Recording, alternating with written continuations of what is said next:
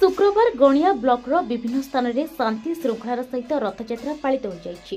सकाळु ठाकुरंक पूर्व निर्धारित रीति अनुसार पूजा अर्चना करा जायतिला। अपराह्न ठाकुरंक पहंडी विजे छेरा पहरा और रथटଣା कार्य होइतिला। गणिया जगन्नाथ मंदिर ठारू रथटଣା आरंभ होई संध्यारे माउसीमा मंदिर निकट में रथ पहुंचीला।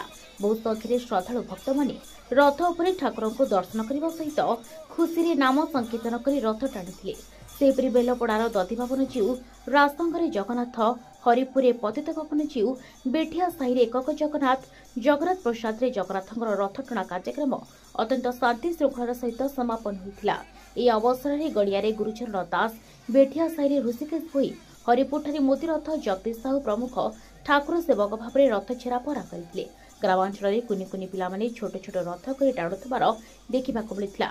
डाहक भाव में प्रभंजन बारिक रथ उपरे उपनिवेश होई तांकर कथार जाति भक्त माने रथ को माउसीमा मंदिर निकट में पहुंचाई। सानुचरा मिश्र, आनंदचंद्र बेहरा, उमाकांत दास धारा विवरणी प्रदान करते। गणिया सांस्कृतिक कला परिषद छात्र छात्री माने ओडिसी नृत्यर ताले ताले रथ को पाछड़ी नहीं। शांति श्रृंखला निमंते गणिया थाना अधिकारी लक्ष्मण दंडसेना, एएसआई श्यामचरण प्रधान, एएसआई मनोजन प्रधान समेत पुलिस कर्मचारी उपस्थित थे। गणिया अंचल रथटଣା हेउथिबा प्रत्येक ग्राम में पुलिस पक्षर व्यापक बंदोबस्त करथिले। नयाकोटरू विश्वरंजन सेठींक रिपोर्ट, एचआरटीवी ओडिया।